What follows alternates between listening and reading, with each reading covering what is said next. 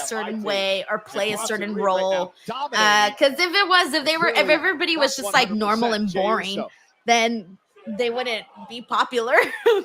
That's why you gotta act an extra certain way in reality TV programs. You know, Corey, you were just mentioning a few moments ago the injury to Bronson Reed back at Survivor Series. Let's not forget how he got injured. Like, I hate when I'm watching reality TV shows because I know that it's not real. Shattering both ankles, and now he's Never mind. I'm not even going to continue with this conversation. Big Bronson Reed, like I'm not even going to continue with this conversation. Because I already know what people are going to say. You've known Paul Heyman longer than I have. Well, have you ever known Paul Heyman to lose? I think everyone knows what I was thinking people were going to say if I finished that sentence. Does not lose. Thank you, John. Heyman obviously knew talent. He tutored me along the way. We got Infamous Raider Loco says Liv is Lil Man's top fave. He was crushed. Looking to rally, but oh Rusev about took his head no, poor off. Frank the Fourth. I know that you remember mentioning that he loves Liv. Career. Got a little leaner, Thank just you, as muscular, just Loco. as strong as ever, but now quicker than ever before. But Big Bronson Reed gets a taste of the steel ring post, courtesy of the Celtic Warrior. Here comes Sheamus. And Sheamus now launched into the WWE Universe. Now remember, Rollins wants Reed to win the King of the Ring tournament because then Big Bronson Reed would go after the World Heavyweight title, and Gunther and Seth Rollins could turn his attention with the Money in the Bank. Oh, that's pretty creepy. Undisputed WWE title. Bronson, Right turn now, around. Bronson Oh no, he's about to chop that meat.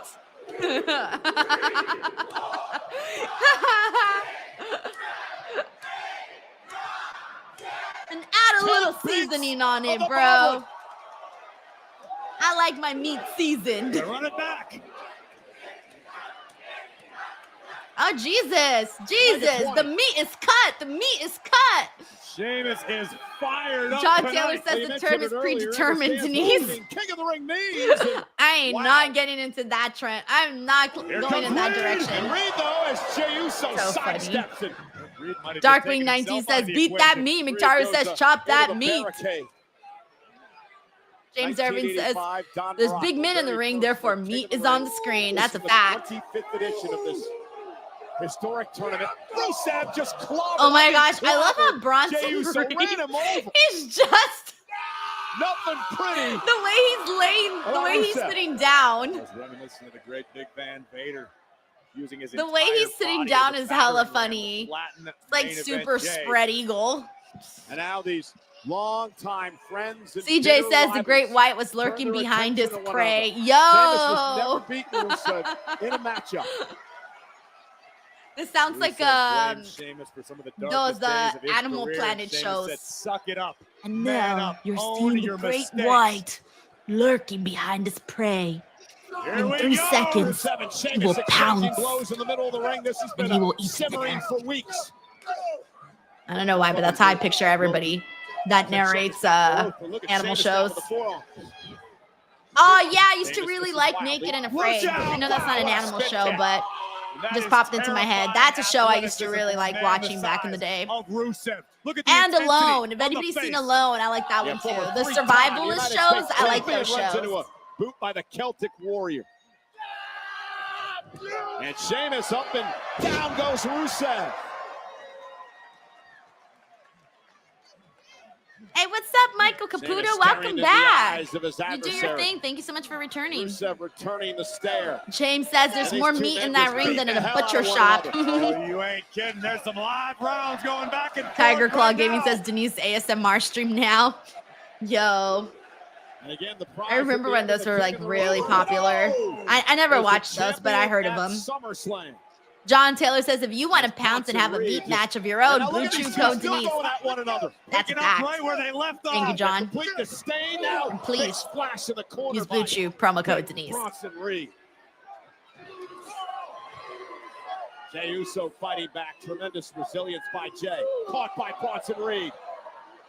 This is not going to be good for Jey Uso. World's strongest. Right on the delivered. ribs. And they break some more ribs.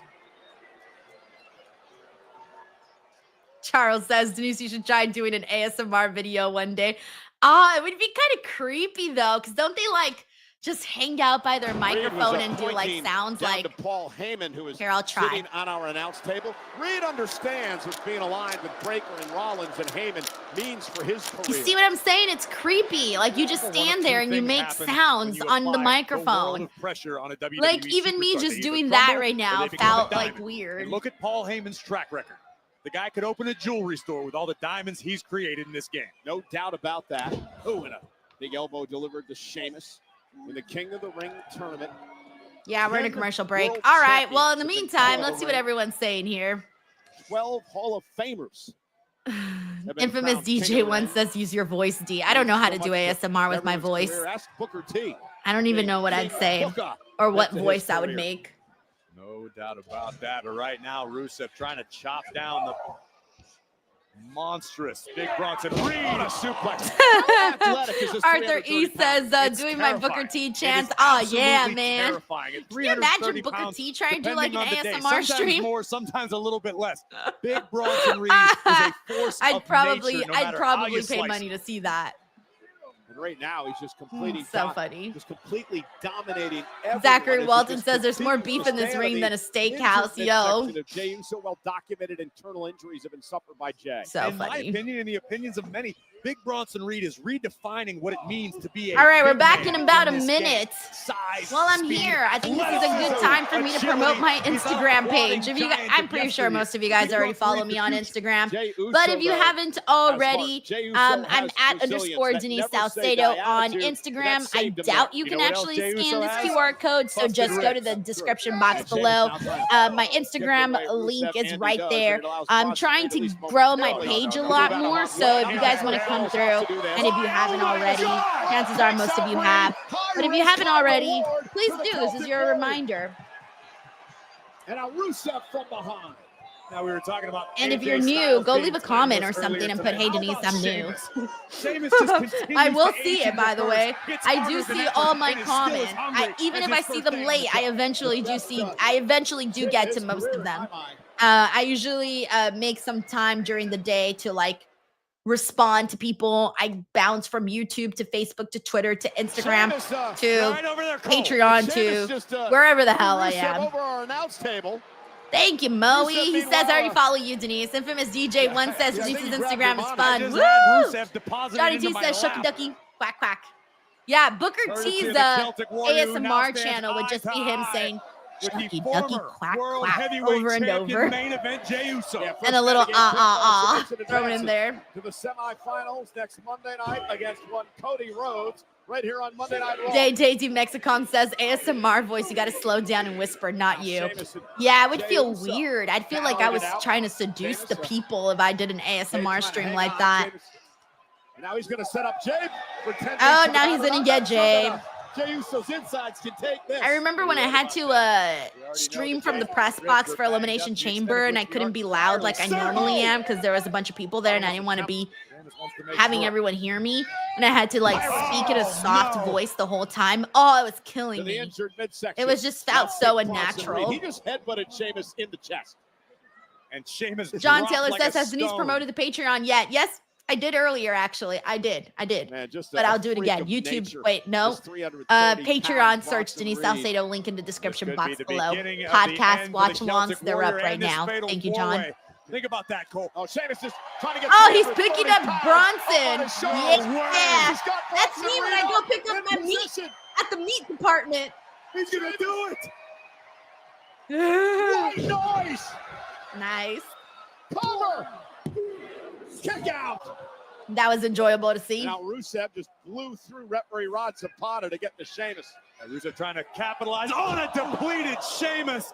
Just drop the Celtic Warrior on to Big Bronson Reed. Rusev. Hey, what up, Joey Bianchi? Thank you so much for tuning into the stream. From advancing in the King of the Ring tournament. And Rusev has been so dominant in this match. Indeed it is. Fans are liking this match, and they've gotten a good amount of time. Big kick by Jey Uso, who's back in the fight. Talk about guts out of Uso tonight. What a performance. This is sheer will on display from main event Jey Uso, who's got his eyes locked on a downed Rusev. After the super kick, Rusev able to end. Oh, nice. Kick to the on back of the head.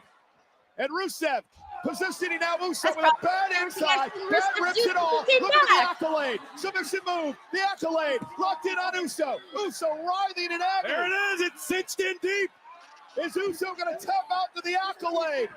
Rusev sits back. He's got Uso in trouble. Is Jay going to tap out? Jay trying to somehow hang on. Remember, Rhodes will not force a break in a fatal four-way. And buys himself enough time for Sheamus to get back into the mix. Big knee. Kick. And how physical is this? Nice. Into the cover for the win. Bronson Reed with a senton. Come on, Bronson. When you are dealing with 4 of WWE's heaviest hitters, this is exactly Tsunami. what you came to expect. Oh no, Reed, top rope, tsunami! Nice. That one registered Nah, on the Jay's too Richter close. scale. And Yeah. somehow Jey Uso saves the matchup just barely. Bro kicks, tsunamis. The matchup continues. What a sequence of offense from the field in this one. Here comes the main event. Jay picking up speed. Ooh, that's a meaty spear. Jey Uso with Bronson Reed. No, Bronson, no. Can Jay get to the top rope? Can he feed off the WWE fans? Bronson, move. Oh, there's Braun Breaker. Okay, this is what I was expecting. For Bronson to have some help. Come on, Bronson Reed. Get Braun the Breaker W. proudly Get playing the spoiler. W. Sami Zayn. Other Where else Sammy. Sami come from? Sami Zayn, who's had massive issues with Breaker and Rollins and company. Attacking. And now Breaker into the steel post. Sami Zayn. Damn, Sammy taking it out on the commentary table. Friday night is fired up. Oh, he stopped him. Oh no, oh no. Hi, Sammy. Thank you for coming. Oh, no. Yo. I was scared he was going to throw Sammy even further. It looked like he was really getting him, like, to really throw. Oh, there's Penta. Oh, dear. I wasn't expecting Penta here, so that was cool. Ah, shit. I think Bronson's losing. No way, maybe he'll win. Come on. Come on, Bronson Reed. Let's go. Come on, you got this. Go. Go. Bronson Good for perched the up meat lovers. No, LA Knight, damn you. Damn you, LA Knight. Megastar gets his No. He cost Breaker last week. He's gonna cost Reed tonight. Big Bronson Reed is down. Jay making the climb to the top turnbuckle. Off the spear. Uso splash. I wanted Bronson Reed. Back of Reed. What are the chances? Jey What are the Uso chances he doing kicks again. out? What are the Bronson Reed's in chances? trouble. Center of the ring. Uso splash again. What are the chances? Kick out. Kick out. Uso. Nah, he's done. Jey Uso. I mean, his leg was up there twirling. All right, I was kind of hoping that there was a surprise victory for Bronson, but it went with the choice we were all mainly expecting, which was Jey Uso. So we're gonna get Jey Uso versus Cody Rhodes. By the way, that's happening. And the bracket is pretty much where we expected it to be. Cody and Jay on the right side. On the left side, Randy and Sammy. So it's probably going to be like most people predicted, Randy versus Cody or Sammy versus Jay.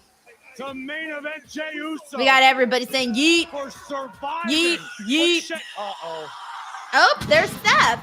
Well, Jey Uso may have survived. Let's the see what battle, Seth but I'm not quite sure about the war. wants to hang out and say. Here comes a ticked off Seth Rollins because for the second straight week, his plan was thwarted.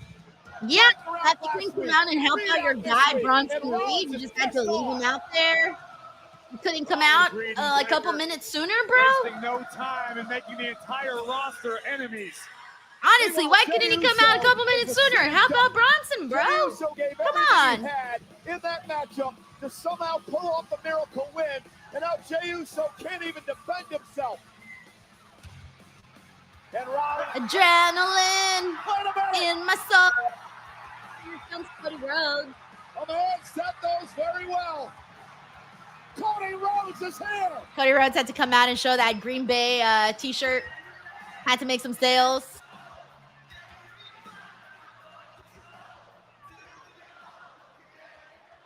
Yes, this time we're singing Cody's song and not Steph's.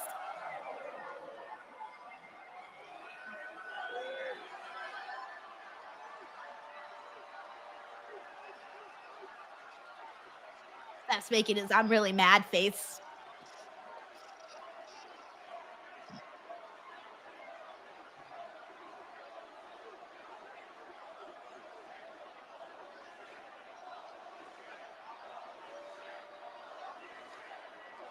There's a tease here.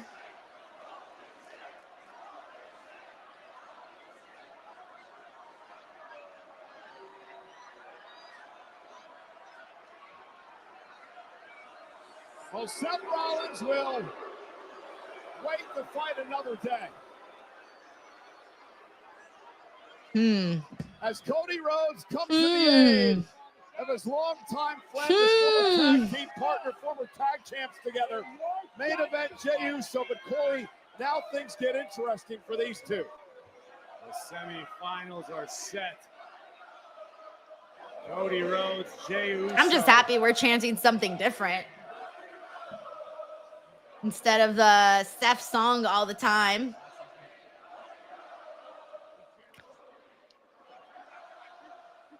What sort of scheme do you think Heyman's cooking up? Well, Rollins and company have created many enemies.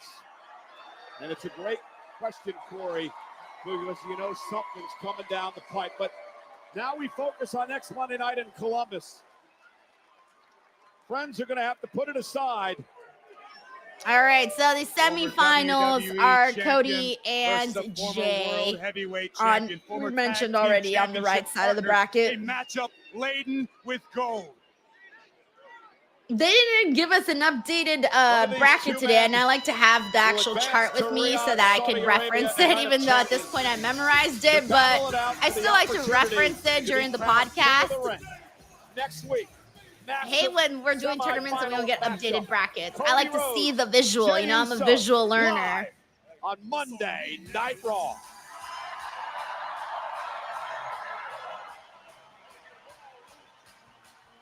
Now kiss. All right, guys. So there you have it. That was Monday Night Raw, June 16th. Don't go anywhere. I'm going to be joined by Santi in a couple of minutes to go ahead and break down what we saw on Monday Night Raw. So the party is not over just yet. We do got a super chat here from John who says, Chin would be so proud of you, Denise. Well done. Look at me doing my promotional skills. I got so much shit to promote that I don't even remember everything I have to promote at this point. Like throughout the day, I tell myself, Denise, don't forget to promote this. Don't forget to promote that. And guess what? I forget to promote freaking everything. I'm the worst promoter. Actually, no, I feel like I'm pretty good, but sometimes I do forget. All right. So with all of that, you know what? I don't forget. There's a couple of things that I do got to promote while we wait for Santi to get in here. The first one is a Wrestleverse. So I will be in Kansas City on June 28th through the 29th. And I'm going to be the social media correspondent there at the show, meaning that I'm going to, try to get some cool videos and photos and interviews and things like that with your favorite wrestlers who are going to be at Animeverse, which is the Wrestleverse Fest in Kansas City. Wrestleverse Fest is part of Animeverse. So it's like the wrestling portion of the convention. And yeah, so the tickets, if you guys want to go and check out the show, if you're in the area, you want to meet some of your favorite wrestlers, Sting's going to be there. As you guys know, he's making his final, conventions with the face paint and all of that. And that is happening. So he will be there at the show among several other wrestlers. And again, that is June 28th and 29th in Kansas City. So that's one of the things I got to promote. And if you guys want to give them a follow on Instagram, it's Wrestleverse Fest. And those are also some of the upcoming dates of upcoming Wrestleverse Fest that they're going to have August 30th, 31st. They're also going to be in Chattanooga, Tennessee. And then later in the year, in December, they'll be in Pittsburgh. And I hear that that one's a pretty big one as well. Also, the Patreon, that is, really going well so far. Patreon.com/Denise Salcedo. I'm creating bonus content. I've been putting out podcasts, watch-alongs, diaries, things like that. So for those of you who are interested in bonus content, that is the place to go. But also, now the last thing that I gotta promote, y'all know what time it is. Everyone knows what time it is. If you know what time it is, put the promo code in the chat because you guys know it is time for that Blue Chew read. Blue Chew, promo code Denise. Are you having technical difficulties in bed? Are you tired of being counted out, tapping out, or simply jobbing out? Get out of developmental and get drafted to the best sex you ever had with today's podcast sponsor, Blue Chew. Blue Chew is the original brand offering chewable tablets. These erection-enhancing tablets help men achieve stronger, harder, and longer-lasting erections for sexual activities. And Blue Chew is putting its money where its mouth is and offering you a month free. The process is simple. Sign up at BlueChew.com, consult with one of their licensed medical providers, and once you're approved, you'll receive your prescription within days. Blue Chew tablets are made in the USA and prepared and shipped directly to your door. You can take them anytime, day or night, so you can plan ahead or be ready whenever an opportunity arises. The best part, it's all done online. That means no visits to the doctor's office, no awkward conversations, and no waiting in line at the pharmacy. Remember, hard times breed better men. So make life easier by getting harder and discover your options at BlueChew.com. And we've got a special deal for our listeners. Try your first month of Blue Chew free when you use the promo code Denise. Just pay $5 shipping. That's promo code Denise. Visit BlueChew.com for more details and important safety information. And we thank Blue Chew for sponsoring the podcast. Alrighty, everyone. I gotta wait a couple more minutes until Santi gets in here. So right now, I'm just gonna go ahead and stall for some time. So this is the kind of the moment of the show while I wait for Santi to get in here, where I kind of just like read people's comments. So if you guys just want to throw in some comments about the show, about what you guys thought, or even some talking points that you wanted us to get at when Santi gets in here, I will make sure to do all of that. So this is the stalling period, okay? All right, so let's see what everybody what everybody says here. Jumps and Cowboy says, "Can Santi sample Blue Chew live on the air?" That's not what I thought. That is not where I thought you were going with this. We got Lex Rosa who says, "Hard times make better men." Amen. Amen. Amen. All right. Let's get through some more comments here. We got Joseph Boza's thoughts on Raw here. It says the last 45 minutes dragged out due to Liv's injury. I liked the main event. The main event was fun, and it did get some good amount of time there. What's up? We got James Sotella in here. Sterling 273. Thank you so much for tuning in. Louis A says that Santi's always late. He's fashionably late every single time, but no, we knew that in advance. All right, let's go through some more comments. We actually got a couple of super chats. Thank you so much to those of you who sent these in. We got Obsessive Fanboy here who says, taking the title off of one of their hardest stars right now just so Goldberg can lose the title match in his retirement match is some Vince McMahon booking. Yeah, I wasn't expecting. I mean, God, you guys were here with me last week when I was in complete shock about Jey Uso losing his title. We had discussed all of these possible scenarios for what we thought was going to happen, and then this was what ended up happening. And 100%, I think people can pretty much agree here that I don't think we need this title to be involved in the picture with Gunther and with Goldberg. Like, we don't need that. We don't need that at all. So it's just one of those things it's a little baffling, but I guess I don't know what to say. It is what it is. The damage has been done, and we are moving forward. Obsessive Fanboy, thank you so much for your thoughts here. We have Larice Johnson who says, Big Bronson Reed got robbed. I agree, bro. I agree. This is the Bronson Reed fan club, and he got robbed indeed. Like, I just feel, here's the thing. Usually when you have anybody that is a mystery person or a mystery fill-in or anybody that is filling in as a mystery person in anything in these types of matches, usually it's a given that these people win. And that's just how it is, right? Like, that's just what we see in wrestling. So I knew that going and rooting for Bronson Reed was a long shot. Like, I knew Jey Uso was going to win, but I had hoped for another outcome. But I knew, come on, let's be real. People are expecting Sammy and Jay to go head to head. So, you know, that's just the way the cards were going to fall there. And then also it would be such a fall from heaven to go from being champion, your yeet movement, all of that, to suddenly you can't even win in a fatal four-way of the King of the Ring, right? Like, they weren't going to do Jay dirty like that. Or maybe they would. I don't know. But it just kind of felt like Jay was going to win regardless. Thank you, Larice. We got Anthony Giuliano here who says, do we know how long will be Liv out? There goes our match with Nikki and SummerSlam plans, Dom with Liv and Finn and Roxanne. Anthony, actually, I'm going to get back to you on that. We got Santi in here. Dude, I haven't seen you in centuries. How are you? I'm good. I'm afraid of the grind, remember? No, you ran from the grind, Santi. Ran from the grind. For Denise's viewers that don't know, sometimes what happens, so this is just what happens. If something insane happens on Raw, I have just a backlog of super chats like across Twitch and YouTube. So I'm like messaging Denise in like DMs, like, I'm so sorry, I'm trying to get through these, but it's impossible. But it's also like the greatest problem to have. Yeah, no, look, when it comes to that, do not rush on my accord. Okay. At the end of the day, we're here to make some, make a living, pay our bills, do the thing. And we just happen to get to chat about wrestling with everybody. So it's very, very cool. So let's get to it. What is up, everybody? Welcome back to Speak Now Pro Wrestling. Denise Salcedo and Santi Zap are finally reunited once again to chat about the June 16th edition of Raw. And we got a couple of newsworthy bits to get into. But before we dive into that, Santi, how are you? There was a big, glorious sign right front and center that said, I love Santi. How'd you feel seeing that? I felt loved. Shout out to Green Bay. I got them confused. I thought that was they were in Milwaukee, but no, Green Bay. So Green Bay rules. I hate your football team, but I love your people. Now you got to go and eat some cheese in Green Bay and just have a blast. That's what you got to do now. Did you catch the commercial break promo from the New Day making fun of Green Bay for being known for being the toilet paper capital of the world? I'm like, that should be good. You should want to be known for having toilet paper, not the opposite.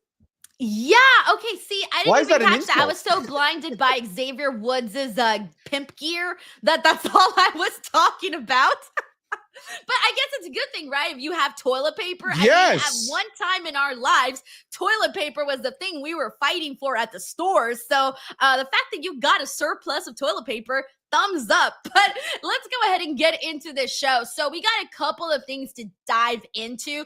I want to kick things off, unfortunately, with something that wasn't so great. And this also brings me to our first super chat of the night. This is from Anthony Giuliano, who says, do we know how long Liv will be out? There goes our match with Nikki and SummerSlam, with Nikki Bella, and SummerSlam plans Dom and Liv versus Finn and Roxanne. So what happened here today, we had a matchup that was supposed to go down between Kairi Sane and Liv Morgan. However, unfortunately, at the very early start of this match, it looked like Liv Morgan, they later announced that she dislocated her shoulder, but in the beginning, I couldn't tell exactly what happened because you could see her elbow kind of crashed onto the mat. You see her whole arm kind of slid. They showed the replay a couple of times, and once you kind of look at that, you can kind of see how she ended up hurting herself. Now, a dislocated shoulder, until we find out really like the severity of it, you can't really know for sure how much time she's going to be out for. Santi, my brother actually just had surgery for a dislocated shoulder, and like he can't work. Like he's out of work for, several months, and he got that from a football injury. So it's one of those things that, again, depending on the severity, we don't know how long Liv might be out for. But what were your thoughts on kind of what you saw? Obviously, an unfortunate situation. Yeah, so obviously I'm not a doctor, but I do have, I'm sorry if I got your role wrong. I believe he's a physiotherapist, Big John Rehab, who has a Instagram page where he talks about different injuries that have happened in WWE and breaks them down on a scientific level. One of the things that he mentioned is that it really is dependent on whether it was a clean dislocation or a dislocation with ligament tears. If it's ligament tears, then we're talking about a long road to recovery for sure. I think what really sucks about all of this, it was after seeing the injury, it kind of just reminded me of like, oh my goodness, WWE had so many eggs in the basket of Liv Morgan. She was surrounded by so many different storylines. She has the thing going on with Nikki Bella, the thing going on with Dominic, and going on with Roxanne Perez. I don't know if it's still going, but the thing with BFAB and Michin, maybe for the women's tag titles. Now an Io Sky women's championship match. And now all of a sudden, regardless of whether it's a short-term injury or something that's going to be a lot more long-term with a lot more difficult rehab behind it, all of that has to get put aside and reset and changed. So I want to ask you, like, how do we go about that? Is it really as simple as just inserting Roxanne Perez into many of those situations that Liv Morgan was in? Right. So what this reminded me of was when Rhea Ripley got hurt. When she got hurt, it kind of felt like, oh my God, like right after WrestleMania, she had just won the title and we're thinking like, dude, this kind of feels like the end of the world. And on the bright side of that ended up kind of helping Liv Morgan in, this odd way where she kind of blew up that year during that time that Rhea Ripley was away. So I'm looking at this now and I'm thinking, oh my God, is this going to be, can they find a successful way, kind of like what they did when Rhea was gone, but instead for Roxanne Perez, can they find a different avenue for her to take so that, her momentum and this big story that she had going, that it doesn't just go down the drain? And then also, in regards to Nikki, clearly she came back for this whole Evolution thing. I didn't know if they were going to do a singles match, a tag team match, but the point is there was plans there. So this almost there's never a good time to get injured, but it kind of feels like right now was one of the worst considering all of the things that she had going. So in terms of Roxanne, here's the thing. I'm not worried at all with Roxanne because right now there are still so many other people that she can kind of start something with that can eventually lead to something else. You have Stephanie on the show. She's kind of not, she didn't win today in her matchup for the fatal four-way for the Queen of the Ring. So, there's people that she can start something with. She can catapult off of what they've already done with her and Raquel. There's that animosity there. Of course, that begs the question of, will, Liv have to obviously drop the women's tag team championship? That could be a situation where Roxanne suddenly goes in and fills her shoes in that. So I do think there's ways to go around it. It's just unfortunate that they have to do that. Yeah, the precedent is there of just giving Roxanne the tag titles, by the way, with what happened with Bianca, Jade, and Naomi. That being a similar situation, but a manufactured, not a real injury situation. But they can roll with that if they really want to, if they want to keep the women's tag titles there. That is honestly, where the women's tag titles are is like the least of my care. All of the other more prominent, important feuds, those are the ones where I'm a little bit bummed. Not a little bit, very bummed that we're going to have to either reset, pivot. But as you said, there's enough talent. There's enough bodies. If there wasn't enough bodies, they wouldn't be able to do an entire PLE for women's wrestling. So there is definitely enough bodies, enough credible women that you can slot in and pivot. And luckily, this is not a week or two before Evolution. You still got a handful of weeks. You got a 3 and a bit weeks, I believe, until Evolution. So plenty of time to be able to come up with something creative, something interesting for somebody else to step in and take all of the baggage that Liv Morgan was carrying. So I think they're going to be okay, but it's still, as you said, it's never good when it happens. But if there was a time where it was one of the worst possible times, it was this one. Yeah, 100%. And so the good thing is that with Evolution, we know that she is a great promo. You can still have her go out there, talk some shit. She's good on the mic and doing her thing like that. So again, depending on where she's at, if she has to have surgery, how that all works out, I guess that's a question for a later time. But obviously wishing Liv Morgan a speedy recovery. She's been busting her ass, Santi. Like, we know this. The fans know this. Whether you like or love or hate Liv, however you feel about Liv, she's been going out there. She's been doing the media appearances. She was just, filming a movie in Japan. She's at all of the award shows. She's become a big star. She's been working nonstop, for a long time. So, sending her some good vibes. We got John Taylor here who says, DWO, did you know at the top tier of Patreon, you get a one-on-one video call with Denise? Our most recent one, Denise solved my math problems. So if you sign up at the top Patreon tier, Denise will do your math guaranteed. John, that's very, very sweet of you to send this in and also help me promote the Patreon. Very cool of you.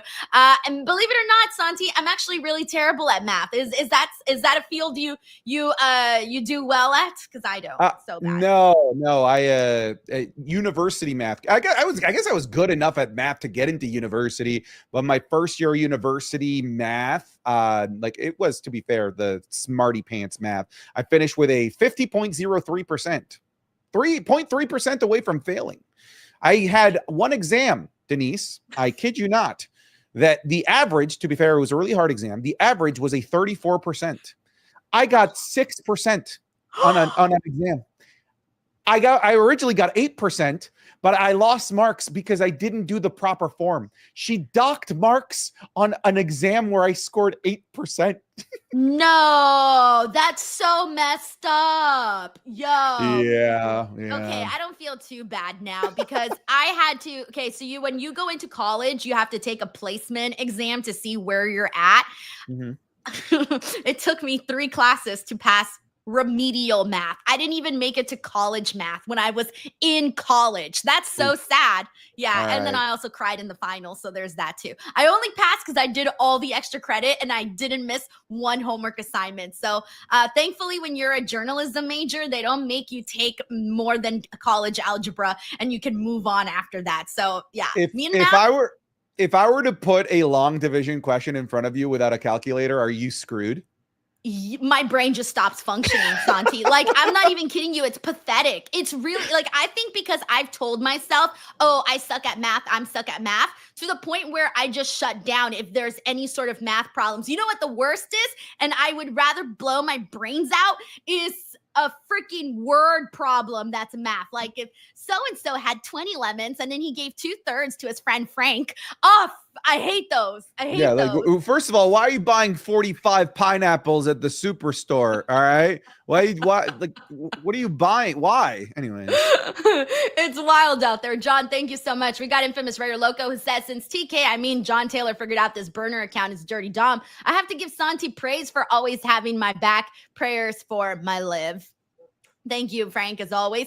We got JM here who says, Seth is so cashing in his briefcase on Cody at SummerSlam. So let's talk about what went down here, because there's sort of a lot that goes into when and where Seth can potentially cash in his briefcase. Now, we closed out the show with a Seth Rollins, Cody Rhodes stare down that happened after a whole melee of events unfolded in which Jey Uso, shocking, ended up winning the Fatal 4-Way here and continuing into the tournament for King of the Ring. But he had some help. LA Knight went out there. Sami Zayn went out there. It was because Braun Breaker was out there helping out Bronson Reed.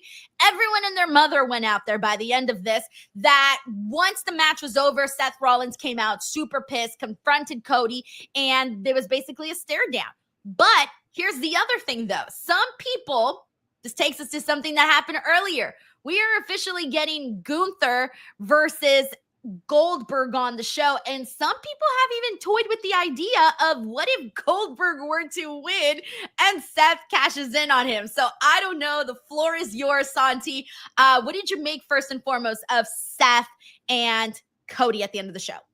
I think they're spelling it out for us. I think, in my opinion, that Cody Rhodes is probably going to win King of the Ring.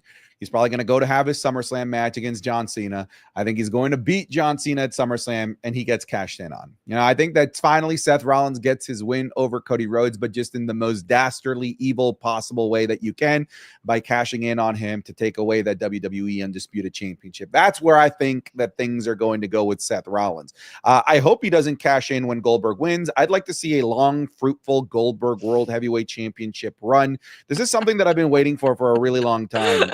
I really do miss Goldberg being in the championship picture. I think that WWE is just significantly better whenever he's running around with the World Heavyweight Championship. And frankly, I don't think that Gunther deserves it. I think that Gunther should do the job for Goldberg at Saturday night's main event, and we just have Goldberg hold until about WrestleMania. I think I'd be okay with that. I heard, Santi, that you're willing to pay like $1,000 just to go meet Goldberg. I paid $2,000. All right, see? Yeah, see what I mean? So, I mean, like, look, we're in a situation. Here's the thing, though. You mentioned the Seth cashing in his briefcase on Cody. Yo, it's weird because we all know that Cody has to get his redemption on John Cena. But then I've also been hearing from a lot of fans that they kind of don't want to see Cody Rhodes as champion once again. Are you there, or are you feeling why the fans are feeling that way? Are you on board with Cody getting back his championship title? I'm indifferent. Like, I don't know what's to dislike about the idea of Cody Rhodes being a champion. He was there every week, having PLE storylines developing every single week. SmackDown, when he disappeared, was bad. Like, it was really, really bad. Now that he's back, now that the main event scene is filled up once again, it's better. Like, we benefit as wrestling fans having Cody Rhodes there, and having him as a champion is also a good thing. Now, if they were to go in a different route, I'm okay with that, because I'm not that in love with the idea of Cody Rhodes being a champion. That's the only thing that I want to see. If they want to go in a different route, I'm okay with that, but I'm certainly not in the camp that I loathe the idea of Cody Rhodes being champion. I don't see that. Yeah, I kind of felt bad because some people were saying like, oh, Cody's boring and he shouldn't be champion. And I'm just kind of thinking like, damn, but he's got to get his championship back after he was screwed and kind of made to look uncool after this whole John Cena stuff. So part of me is kind of torn of the idea of having Seth Rollins possibly cash in on Cody Rhodes. It could be a way to be like, okay, he did get his win back on John Cena, but also, hey, we're not getting that Cody Rhodes title run once again. So going back, though, to Gunther and Goldberg, this is a match that we all kind of knew for the longest time, I think for like a year now at this point, that we knew it was going to happen because he had talked about it on press events that he had done and whatnot. He had talked about it on podcasts, basically saying that he was going to be doing his retirement match. Now, they haven't outright said it on TV that this would be his retirement match, so I'm assuming this is still his retirement match right here, but they haven't outright said it just yet. But it is happening at Saturday night's main event, Gunther versus Goldberg for the World Heavyweight Championship, and it's also going in at the same time as All In. Do you think this is enough to get some? For those that do watch both AEW and WWE, do you think that there is going to be a group of fans that prefer to watch that over All In? I say this as a predominantly WWE fan. Hell no. Hell, do you think I'm going to miss the end of the tyrannical run of Jon Moxley for Goldberg versus Gunther? You think I'm going to miss out on Okada versus Omega for Goldberg versus Gunther? You think I'm going to miss Tony Storm versus Mercedes Moné for Goldberg versus Gunther? Are you kidding me? Listen, these shows don't go directly head to head, but All In is probably going to go so long that it'll probably cross over with the start of Saturday night's main event. I'm going to be watching All In. I just am. Look, under most circumstances, I always pick the WWE show over the AEW show. On my end, it's a business decision because the WWE show just does more eyeballs. There's more interest. But AEW's biggest show of the year, I'm not going to let it get overshadowed by Goldberg, of all people. So, I mean, it is an interesting turn of events that's where we're at right now. It's wild to me, especially, you know what's funny? I just started thinking right now about some of the comments that Goldberg has made in the past about AEW, where I think he said it was like too cheesy or too corny or something. And I'm like, now that's going up against, like, that's running on the same night that this is possibly your last match ever. But here's the thing, though, like, this match, I mean, I don't even know what I mean, I guess I know what we're expecting. I'm kind of expecting from it, you know, the same things we kind of seen from Goldberg throughout his entire career. But it just feels weird that the World Heavyweight Championship is on the line here. Like, it wasn't necessary at all. I agree. Feels unnecessary. Had they just run Gunther versus Goldberg, I'd actually just vanilla, right? Just a match between those two. I'd be a lot more on board. Here's the thing, Denise. All right. Here's the thing. I need you to come close and listen. There is a possibility Goldberg is our next world heavyweight champion. Okay.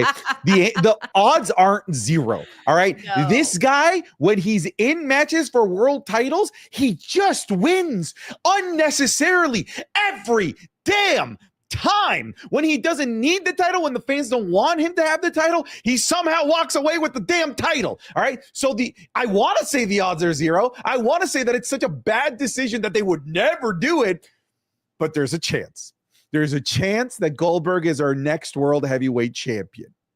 I also feel like right now Triple H has maybe wanted to surprise a couple of people, maybe get somebody. Because here's the thing, like we said, they're going up against All In. They're going to want people talking about their show. For the most part, Saturday night's main event hasn't been a highly talked about show.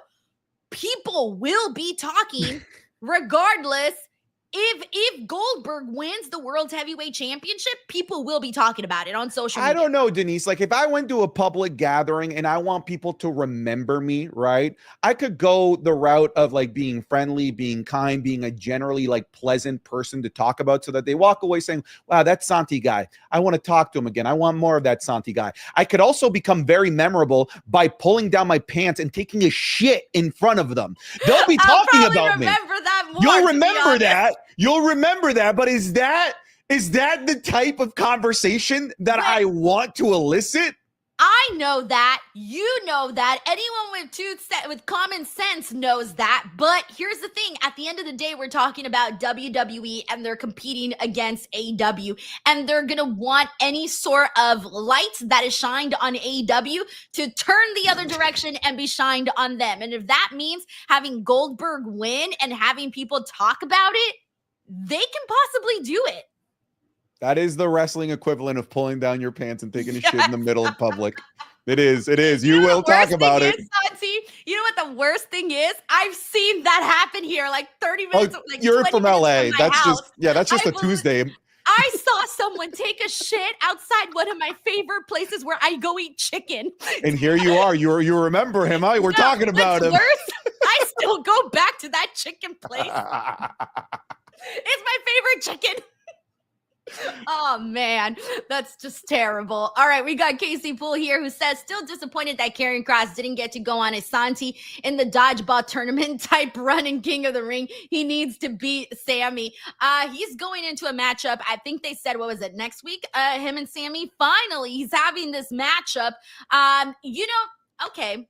Here's the thing. This is what was funny. There was some irony in this promo because Karrion Kross went out there and started telling us what the definition of insanity is, which is doing the same thing over and over again and expecting different results, right? And he kept saying like, oh yeah, he kept saying this, but I thought it was a little ironic because that's what we have been seeing Karrion Kross do the last couple of months. But he finally got this match against Sammy. I don't think he should beat Sammy, especially if Sammy is part of this King of the Ring tournament and he's supposed to be having a matchup with Randy Orton.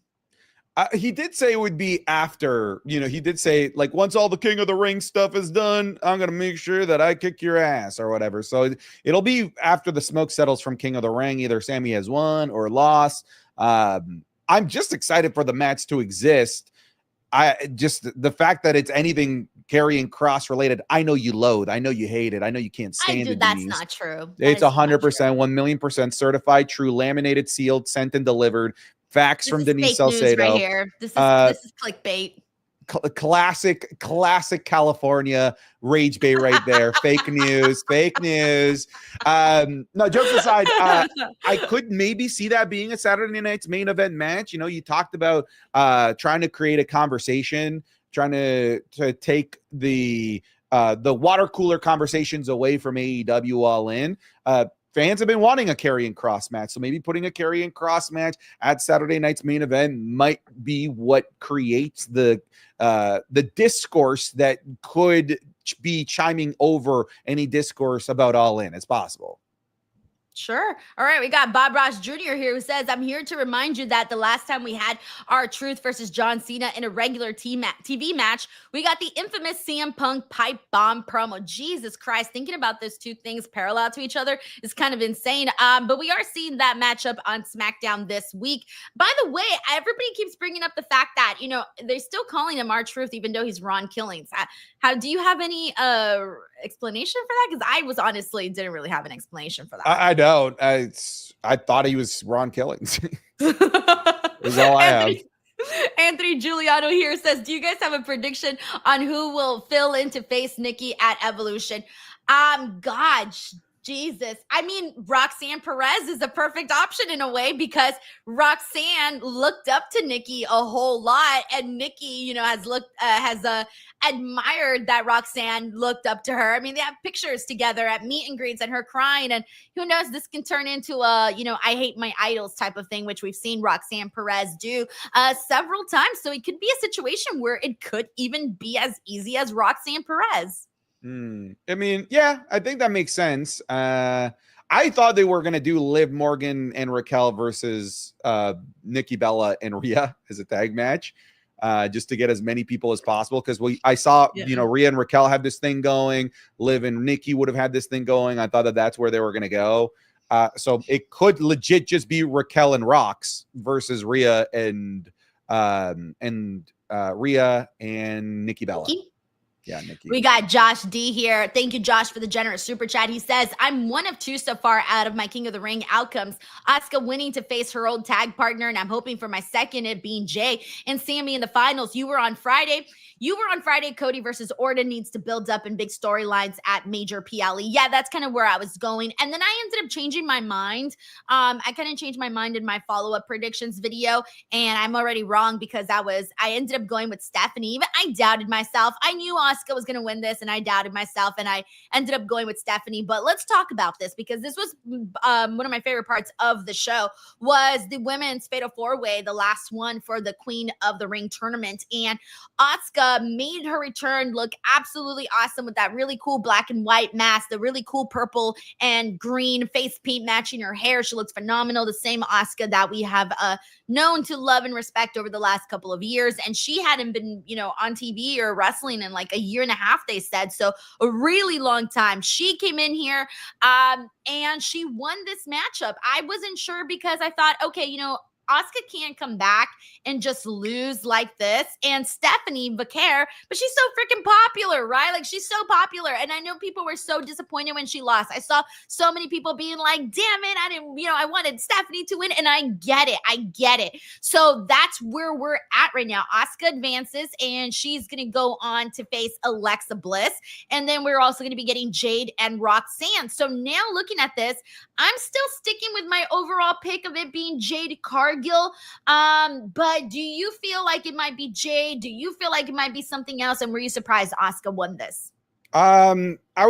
I was honestly fine with Asuka or Stephanie Vaquer. I'm like, I think both of these are great options. I'm glad that Stephanie didn't take the pin at the very least. You know, I'm looking for silver linings there. But you know, if you want to capitalize on like one last big run for Asuka, then I'm glad that she got the win here. I'm glad that they went back to her old theme as well. I don't know if you picked up on that, which is pretty awesome. So I mean, like, I'm never going to be mad about Asuka getting a push. Like, that's just, I'm never going to be on board just because the one that I really like, Stephanie Vaquer, isn't getting the push. I'm not going to all of a sudden hate the Asuka push because that's also something that I'm absolutely here for. And I'm absolutely going to be eyes glued to the screen. I'm excited for the semifinals that have been properly announced, but I still think that this is Jade Cargill's tournament to lose. I think she's winning this thing. Yeah, I feel like she's got it, but who do you think she goes up against though? Asuka or Alexa? I think it's going to be Alexa. Oh shit. See, oh man, like that would be good. I feel like all of these matches though, all of them are some that Maybe Asuka. I could see Charlotte costing Alexa. Oh yeah. Okay, unless she costs her all the way into the finals. Maybe. Either way, I guess it can happen in either direction there. I don't know, man. See, this one's tough. Like, I feel like I'm still going with Jade, but I mean, you can pretty much make a case for anybody because, like, people want to see Asuka versus Io. Alexa Bliss is so popular. Roxanne Perez now has an open wide space for something to happen after following the Liv stuff. So you can really make a case for anybody. Thank you so much, Josh D. We got Sin City Sane who says, I'm with Santi. Imagine the matches: Cody versus Goldberg, Mr. Iguana versus Goldberg. Book it. Thank you, Sin City Sane. Anthony Giuliano says, I met Goldberg when he was in WCW. He was cool. So, Santi, I need to tell you my Goldberg story, okay? Oh, tell me. So, Goldberg was very, very nice to me, and I'm actually, I'm a Goldberg fan, so there's that. But so in 2019, when they had the Fox premiere, they did a blue carpet in LA. So get this. So Goldberg was walking down the press line, right? And there's me, and then there's a guy next to me who I actually know and is a friend of mine, but he was dressed, I think he was dressed like Macho Man, or he was dressed like he had something. I forgot what it was. He was dressed in costume, right? And Goldberg saw him, looked at him, and was like, no, I'm not going to do the interview with him. Like, he wasn't interested in doing the interview with him. And then he looked at me, and I was like, oh, fuck, like, is Goldberg not going to want to do the interview with me? And he looks at me, and he goes, hi. And I go, hi, nice to meet you. I'm Denise. I'm like, are you interested in doing an interview? He's like, yeah, let's do it. And I was like, oh, shit. So, like, I kind of felt like, he had the option to deny me, and he didn't. So I feel like he kind of made, I can't hate him because, he was nice to me. Yeah, no, that's fair. That's a cool story. Yeah, I felt special. I was like, yay, I got chosen. You're a Goldberg girl. Sure, I guess. No, just say it loud and proud. You're a Goldberg girl. I mean, he was nice to me. I can't be mean to someone that was nice. See, there you are, coward. You won't say it. You won't lean into it. Says, I'm a Goldberg fan. Tells his beautiful story about how Goldberg gave her an opportunity. I say you're a Goldberg girl. You're like, I don't know. Okay, well, I just don't agree with some of the things that he has said recently in podcasts. That's kind of been like, I can't really get on board with some of those things. But I always was a fan of his, and like just like his overall career, that I was a fan of. And then obviously in that moment, I was still a fan. But hey, he was nice. All right, we got Larice Johnson here who says, Santi, Goldberg is not going to win against Gunther, and I want to see Randy Orton to be WWE Undisputed Champion. I feel like Randy, given he's so popular, but I feel like there's only been a couple of people that have kind of predicted him or wanted him to, predicted him actually winning this. So he would be this sort of, even though he's so popular, he would still kind of be the dark horse in this tournament. I'd agree. Thank you, Larice. We got Bob Ross Jr. who says, decent Monday Night Raw, but who's ready for the official start of the Blake Monroe era of NXT tomorrow? I am. Plus, we're also starting the Evolution Eliminator matches, so I'm looking forward to all of those. Is she in it? No, she wasn't announced for those. She wasn't announced for those. Doing the contract signing, yeah. I was a little bit bummed out, but maybe I'm thinking that there's a bigger reason for her on that. Sin City Sane says, people say nothing happens on Saturday night's main event. I'm going with the scenario Goldberg wins, Seth cashes in, makes Saturday night unmissable in the future. I don't know if he would do the cash for that Saturday night's main event. Like, I know people are predicting it, but I mean, some things happened on the last Saturday night's main event. Cody came back. That happened. True. It happened. I don't know. True. Hassan Batla says, I don't want to see Goldberg versus Gunther, but as a guy pushing 60, he's still got hella aura while my body is giving up in its 30s. I feel that, brother. I've been rotting since 28. It is so sad. CJ here says, I think the booking for Cody's reign prior to the KO heel turn put some people off Cody as champ. The AJ feud was okay, but the solo bloodline stuff was dog shit.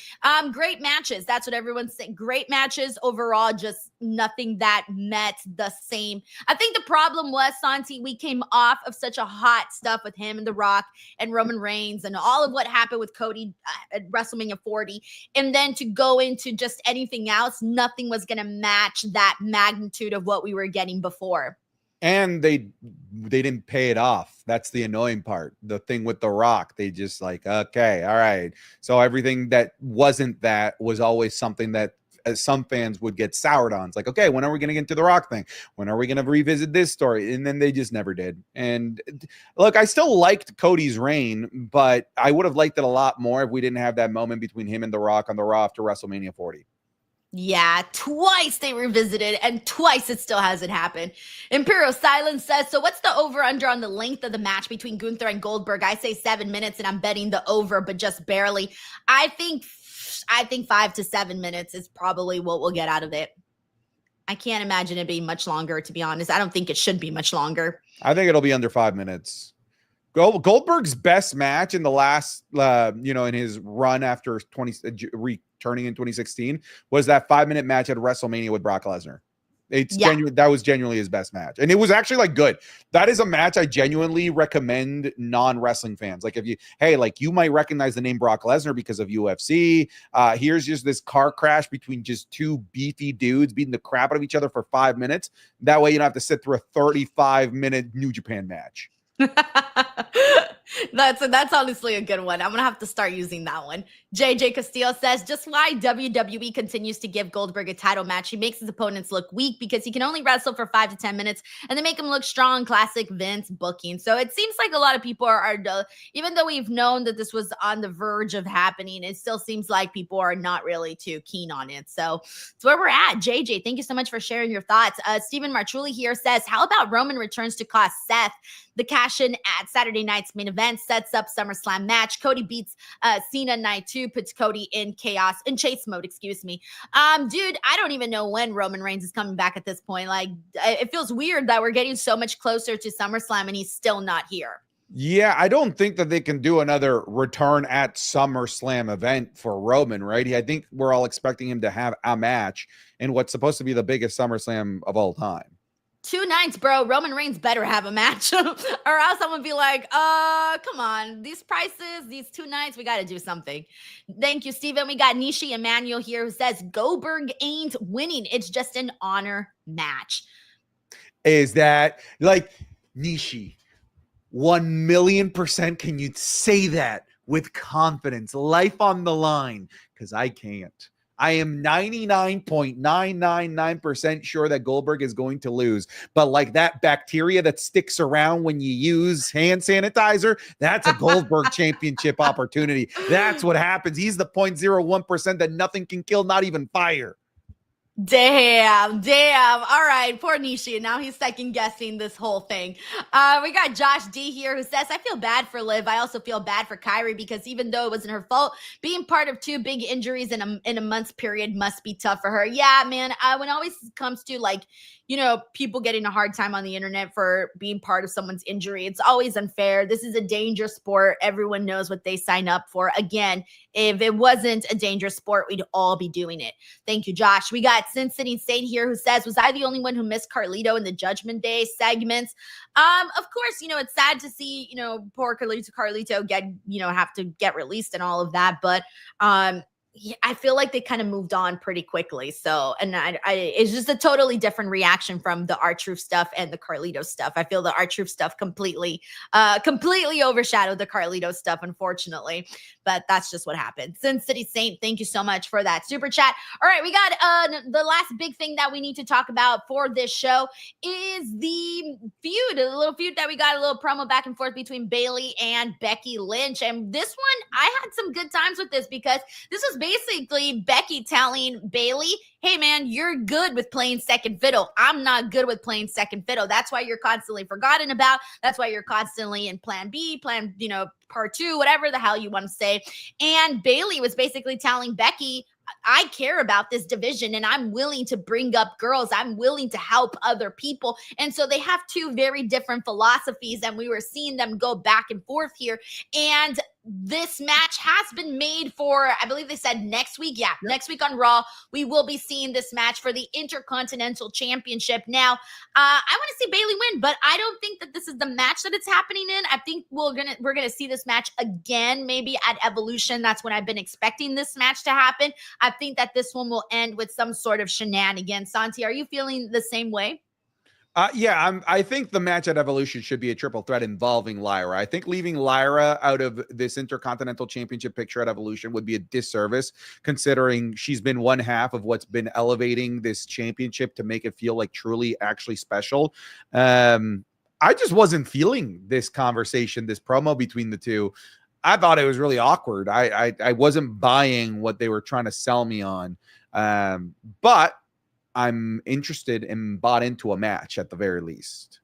See, I did like it because I felt like there were some things that just rang very, very true. With, again, them just having different ways of how they approach their careers and how they've approached, you know, because in a way, like, you can argue that maybe Bayley has taken a step back. I don't know. It's hard to say, right? Everyone looks at things differently. But the way that Becky just kind of painted this picture, I felt like, okay, I can see why she would say things this way, but I can also see why Bayley would say the things that she said about caring about the women's division, because Bayley has been known to be that kind of locker room leader. And while both Bayley and Becky have been very successful in their careers, you know, Becky has found herself with a little bit more success. And so it makes this argument seem very valid between them. So that's the reason why I liked it. Plus, I also felt like it had been a minute since we've seen, you know, Bayley and Becky like really share some words between each other. So I think it was also a little bit of nostalgia mixed in there.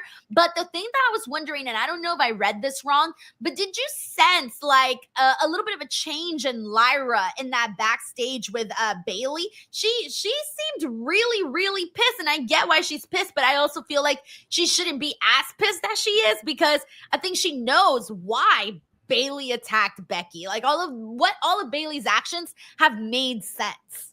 Yeah, but I mean, I've also, if I'm Lyra, I'm like, okay, why are you getting to jump over me for the Intercontinental Championship that I raised, you know, that I lost? I should be getting first dibs at Becky Lynch, not you.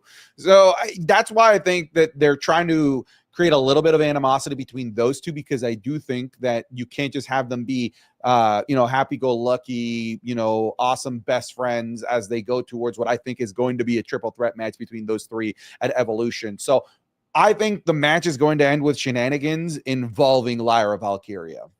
All right, book it. I think you're spot on that one. We got Anthony Giuliano here who says the problem with Roman is WWE wants to cut Roman's pay, and Roman feels disrespected and don't want to come back. You don't like TKO's decision. So I haven't seen I kind of go with certain outlets, and until those people put that stuff up, I saw this, but I haven't seen it by somebody that was credible. So I'm not fully on board just yet with that one there. So Anthony, thank you so much. Jonathan Coachman as a source doesn't do it for you? I mean, look, I just got, give me a second, all right? Let me see some credible places, you know, vouch for this, Anthony. And then we'll talk about it.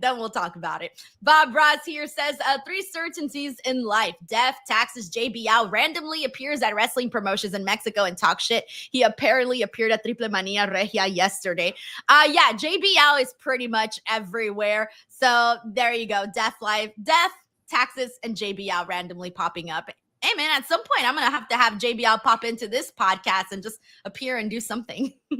Yeah. Thank you, Bob Ross. JJ Castillo here says, will John Cena hold the title until SummerSlam given his limited appearance? I don't see him holding it until his last match. Also, who's John Cena's last opponent? I still don't have John Cena's last opponent, and I do think he drops the title at SummerSlam. Thank you, JJ. All righty. So with that being said, guys, I think we got it all.